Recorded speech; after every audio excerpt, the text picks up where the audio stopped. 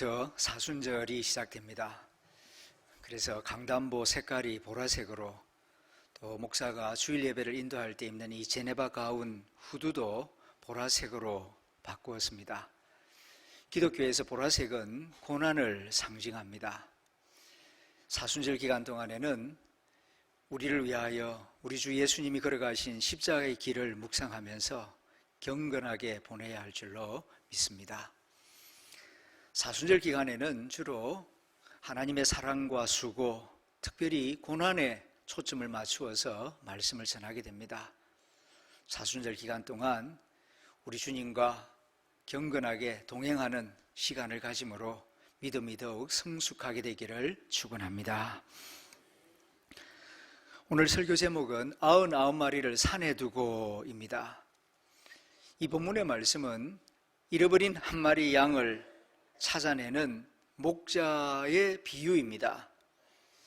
이 이야기는 너무나 유명한 이야기이기 때문에 성경 여러 곳에서 나오는데 마태복음 18장 그리고 누가복음 15장에 기록되어 있습니다. 어떤 목자에게 양 100마리가 있었습니다. 그런데 한 마리를 잃어버렸습니다. 그러자 그 99마리를 산에 두고 잃어버린 한 마리를 찾아놨습니다. 그 양을 발견하고 찾아냈을 때에 목자가 엄청나게 기뻐하며 여러 친구들과 잔치한다는 그런 이야기입니다. 이 이야기를 읽으면서 잃어버린 양 한 마리를 소중하게 여기고 그 양을 끝까지 찾아내는 그런 목자의 마음을 충분히 이해할 수 있을 것입니다. 그러나 또 한편으로는 99마리를 대하는 목자의 태도를 보면서 이래도 되는가? 이 목자 제정신인가? 그런 의구심이 생길 수도 있습니다. 왜냐하면은 물론 한 마리 양도 귀하지만은 그렇게 99마리를 산에다가 두고 가버리면은 그거 어떻게 되나? 이거는 한 마리를 구하는 데는 물론 사랑과 정성을 기울인다는 측면에서는 이해가 되지만 그렇게 99마리를 산에다 두고 가면은 그 99마리가 들짐승에게 잡혀가거나 피해를 입으면은 어떡하려고? 이것은 지혜로운 행동이 아니지 않는가? 그런 생각을 가질 수가 있겠습니다.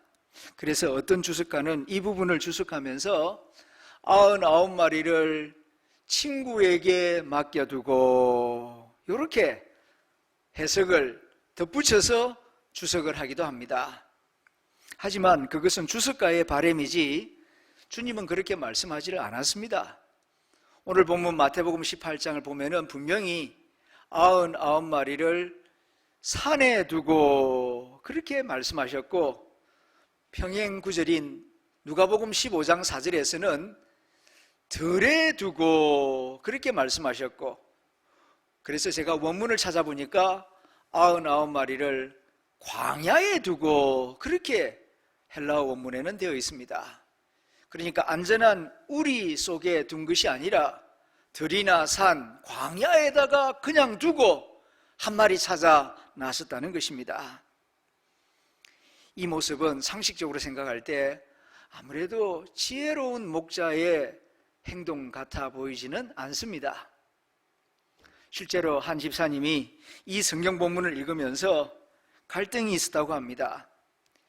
양치기가 100마리 중 잃어버린 한 마리 양을 찾아 나서는 동안 그 한 마리 길 잃은 양 때문에 나머지 99마리가 그냥 들에 버려져 있다는 것, 그리고 그 한 마리를 찾는 동안 99마리 양이 또 길을 잃을 수도 있는데 그렇다면은 순종적인 99마리 양에게는 가혹한 것이 아닌가, 이런 생각이 들었기 때문에 이 이야기가 솔직히 좀 불편하게 느껴졌다고 합니다. 더군다나 주님은 자기 자리를 지킨 99마리 양보다 길을 잃어버린 한 마리 양을 되찾았을 때에 더욱 기뻐하신다는 이야기는 성실하게 규칙을 잘 지키고 바르게 살려고 노력하는 사람들을 주님은 덜 사랑하시는 것이 아닌가, 이런 느낌으로 다가와서 속으로 이래도 되는 건가 하는 질문이 마음에 있었다고 합니다. 여러분은 이 잃은 양을 찾는 목자의 이야기를 들으실 때에 마음에 어떤 생각, 어떤 느낌이 드십니까? 한번 퀴즈를 내보겠습니다. 산토끼의 반대말은 무엇일까요? 엉뚱한 질문입니다만은 설교와 관련이 있기 때문에 질문을 해봅니다. 산토끼의 반대말은 어떤 분은 집토끼다 그럽니다. 이 산이라는 말을 마운틴으로 하는 분들은 이 반대말 하우스, 집토끼라고 대답을 하는 것입니다. 그런가 하면은 또 어떤 사람은 죽은 토끼다 그렇게 대답하는 분이 있습니다. 이 산, 살아있다라고 마음으로 생각하니까 반대말은 죽어있는 토끼, 죽은 토끼다. 그런가 하면 또 어떤 분은 산토끼의 반대말은 알칼리 토끼다 그렇게 대답하는 분도 있습니다.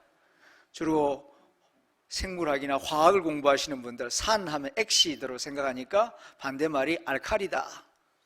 그런가 하면 또 어떤 분은 판토끼다. 산 하면 돈 주고 구입하여 산 토끼니까 이건 돈 받고 판 토끼다. 그래서 반대말을 판토끼라고 대답하는 사람이 있습니다.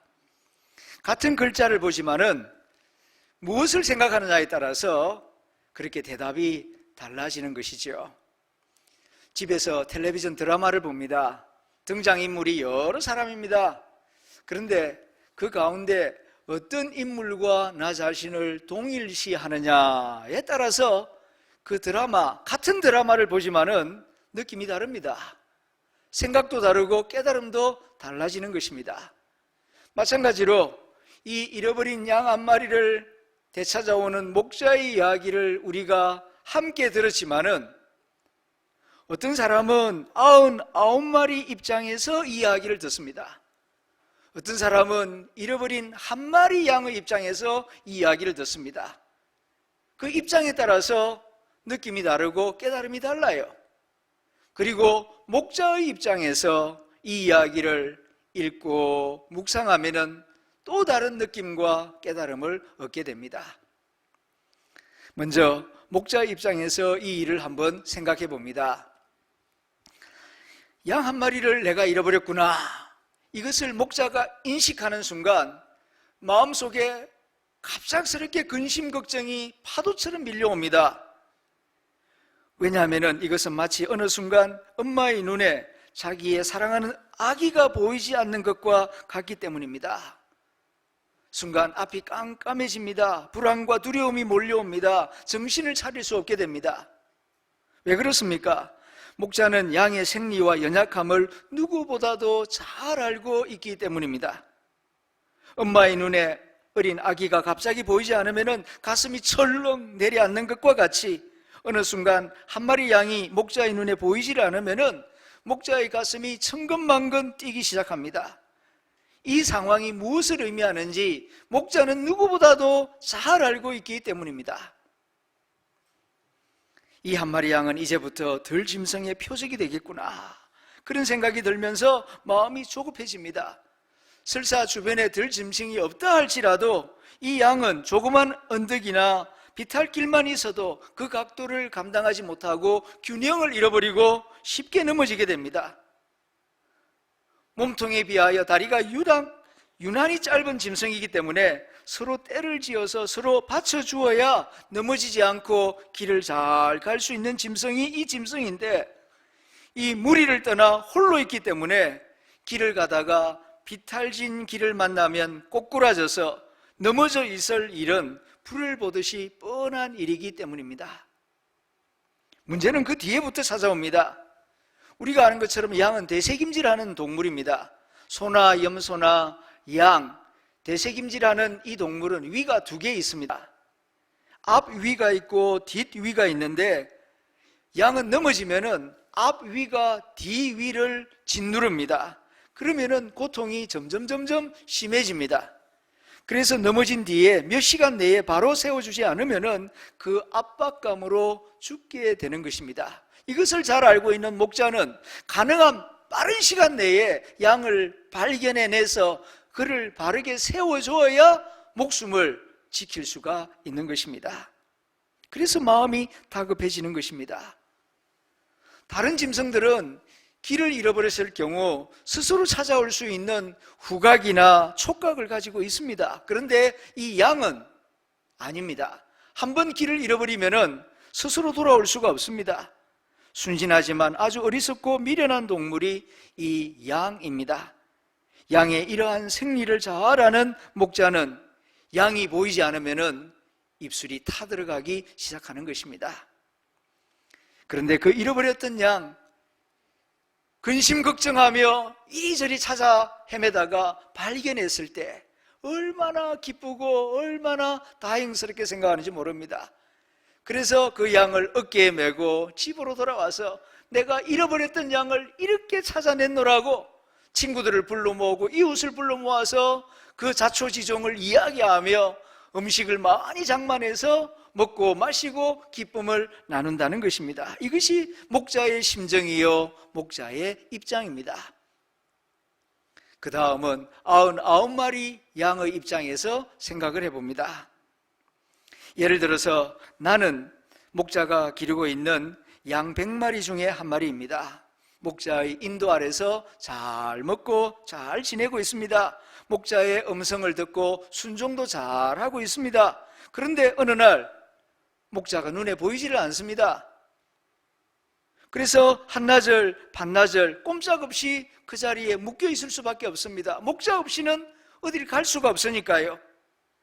한 군데 있다 보니까 풀도 다 뜯어 먹어버렸고 이제 물도 마음대로 마실 수가 없습니다. 그러다 보니까 목자에 대한 원망하는 마음이 생겨납니다. 아니, 우리 목자는 뭐하기에 우리를 이렇게 방치해 둔단 말인가? 나만 그렇게 생각하는 게 아닙니다. 다른 양들도 불평과 원망이 터져 나옵니다. 그럴 때 어느 친구가 이런 말을 합니다.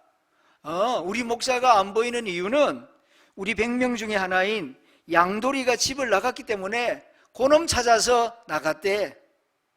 그런 말이 돌기 시작하자 이번에는 99마리가 그 양돌이에게 원망을 하기 시작합니다.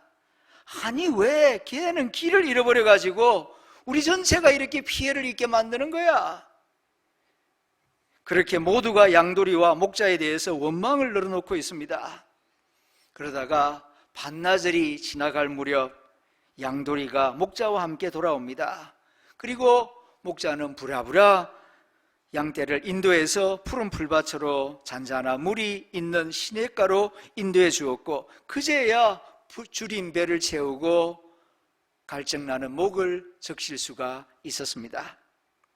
그래도 이 99마리 양은 그 목자와 양돌이에게 원망의 눈초리를 쉽게 거둘 수가 없었습니다. 그날 밤 여러분들이 아는 것처럼 목자는 친구와 이웃들을 불러 모아서 잔치를 벌입니다.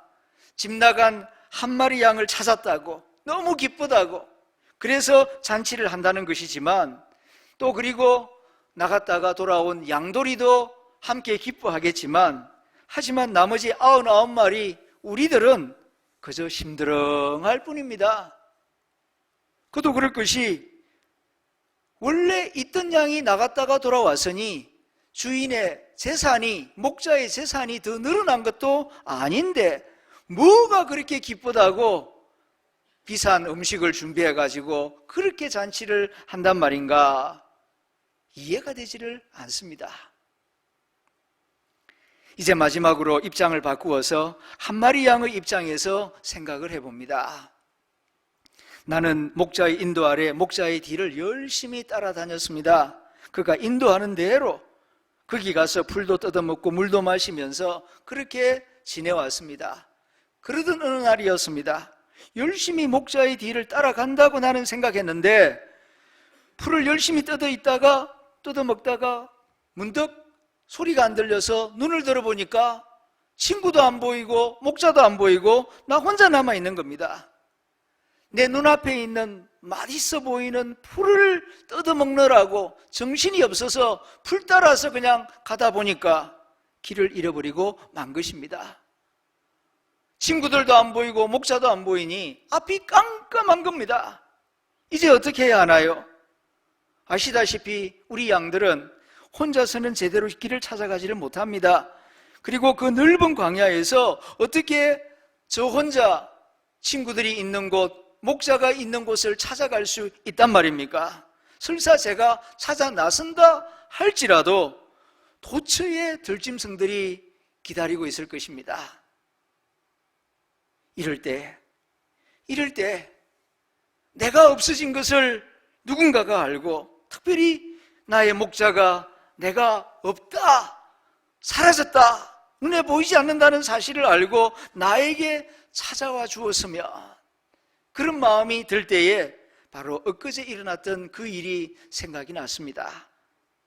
바로 엊그제 양돌이가 집을 나갔다고 우리 친구 99마리를 들여두고 찾으러 나간 그 목자를 제가 그렇게 원망을 했었는데, 이번에는 제가 바로 그 입장에 서게 된 것입니다. 제가 만일 그때 우리 목자는 우리를 그냥 두고 양돌이를 찾아가면 안 됩니다, 99마리가 더 중요하지 않습니까? 하면서 목자를 막았더라면 양돌이는 틀림없이 들짐승의 밥이 되었을 것입니다. 뿐만 아니라 지금 여기에 있는 나도 마찬가지로 들짐승의 밥이 되고 말 것입니다.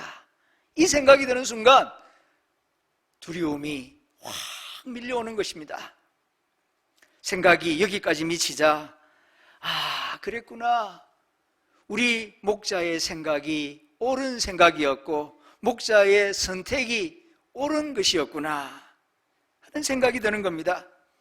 만일 그때에 우리 99마리가 더 귀하다고 한 마리 양을 찾아러 나가지 않았더라면 그 양돌이는 들짐승의 밥이 되든지 아니면은 언덕 밑에 쓰러져서 숨을 쉬지 못하고 질식사하고 말았을 것입니다. 지금의 나도 그런 운명, 그런 처지가 되고 말 것입니다. 하지만 나는 걱정하지 않습니다. 두려워하지도 않습니다. 잃어버린 한 마리 양을 찾아내기까지 찾으러 나간 그 목자가 나도 찾으러 올 것이 분명하기 때문입니다. 나는 누구입니까?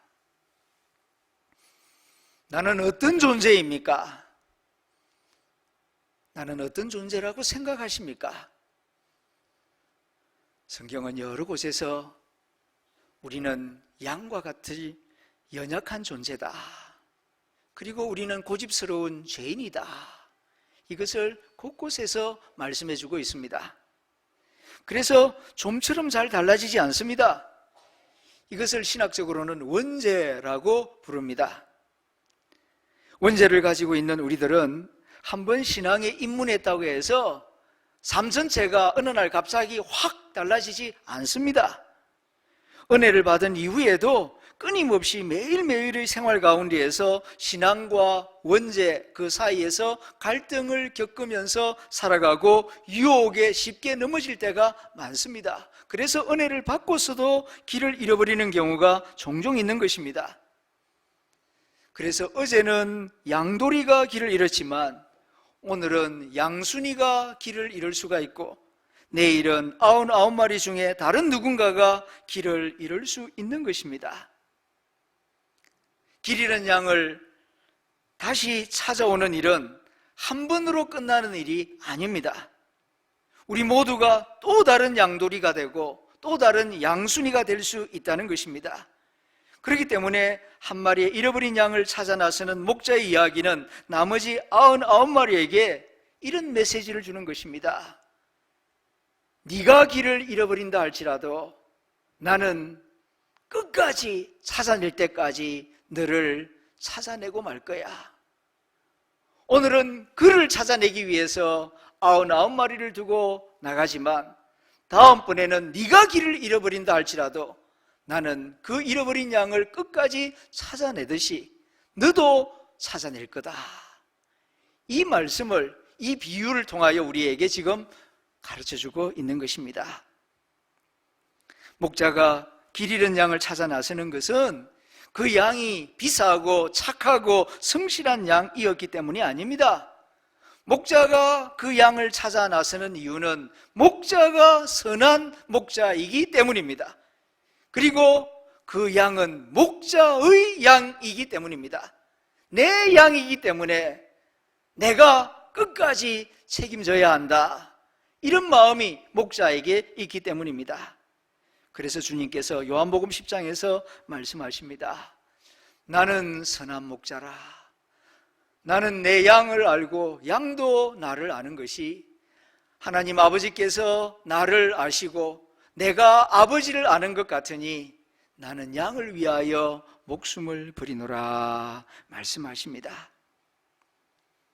오늘 이 마태복음 18장에서 우리에게 들려주시는 목자의 이야기는 하나님 아버지의 마음을 우리에게 가르쳐주는 말씀입니다.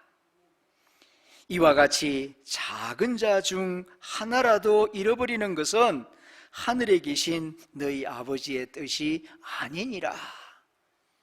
하나님이 택하신 자, 하나님이 사랑하는 자, 하나님의 자녀는 하나도 잃어버리지 않는 것, 이것이 하늘에 계신 우리 아버지의 뜻이라고 우리 주 예수님께서 말씀하시는 것입니다. 그렇습니다. 하나님 아버지는 자기 아들 예수의 피값으로 새 생명을 얻은 성도들을 하나라도 잃지 아니하시고 끝까지 책임지고 붙드시기를 원하십니다. 우리 죄를 위하여서 자신의 목숨을 십자가에 내어주셨다가 약속대로 사흘 만에 부활하신 예수님께서 부활 성천하시기 직전에 약속하셨습니다. 볼지어다 세상 끝날까지, 너 개인의 죽는 날까지가 아니고 세상 끝날까지 내가 너희와 항상 함께 할 것이다 약속하셨습니다.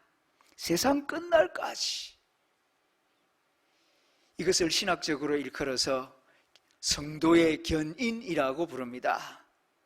성도들을 견고하게 끝까지 하나님이 사랑하시고 붙들어 주신다 하는 약속의 말씀입니다.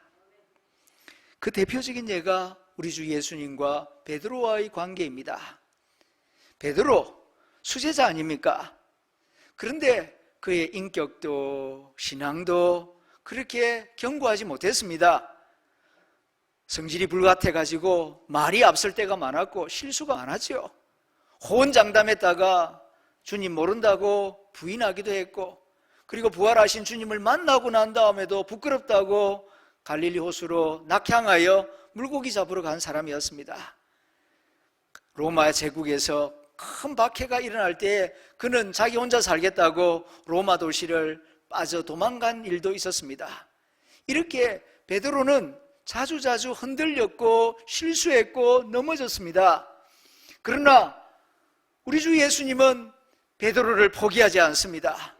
그때마다 다시 찾아오셔서 그를 만져주시고 일으켜주시고 그에게 용기를 주시고 끝까지 사명을 감당할 수 있도록 인도해 주시는 것을 보게 됩니다. 이것이 바로 견인의 은총인 것입니다. 절대로 나는 너를 잃어버리지 않을 거야. 절대로 나는 너를 잊어버리지 아니할 거야. 왜냐하면 너는 나의 택한 나의 자녀요 나의 사랑하는 양이기 때문이라고 주님께서 말씀하시는 것입니다. 우리는 잃어버린 양 한 마리 이야기를 끝까지 찾으시는 목자의 이야기를 들으면서 내가 내 자신을 소중하게 여기는 법을 배워야 하겠습니다. 내가 내 자신을 볼 때에 보잘것없이 보일지 모르지만 목자이신 주님이 보시기에는 너무나 소중한 존재입니다. 너무나 소중한 존재이기 때문에 찾아내기까지 끝까지 찾아다니시며 온갖 수고를 아끼지 아니하는 것입니다. 우리를 사랑하시는 하나님께서 선지자 이사야를 통하여 이렇게 말씀하십니다. 여인이 어찌 그 젖먹는 자식을 잊겠느냐? 자기 태에서 난 아들을 긍휼히 여기지 않겠느냐? 여인들은 혹시 잊을지 몰라도 나 여호와는 너를 잊지 아니할 것이라. 이어서 하시는 말씀이 내가 너를 내 손바닥에 새겼다, 그렇게 말씀하십니다. 내 손에 있는 이 지문처럼, 손금처럼 너의 이름을 나 여호와의 손에 새겼다. 잊어버리지 않기 위하여, 잊어버리지 않기 위하여 내 이름을 내 손바닥에 새겼다고 말씀합니다. 이렇게 저와 여러분은 하나님 보시기에 소중한 존재입니다. 세상 사람들은 사람을 평가할 때에 외모로 평가할 때가 많습니다. 나이에 따라 평가하기도 하고, 가진 재산 정도에 따라서 평가하기도 하고, 능력에 따라서 평가할 때도 있습니다. 그러나 하나님은 능력으로 평가하지 않습니다. 나이로 평가하지도 않습니다. 여러분의 존재 자체가 하나님 아버지 보시기에 소중한 사람입니다. 하나님의 자녀이기 때문입니다. 간혹 보면은 연세가 높으신 분들, 나 같은 늙은이가 교회 덕도 안 되고 무슨 쓸모가 있나요?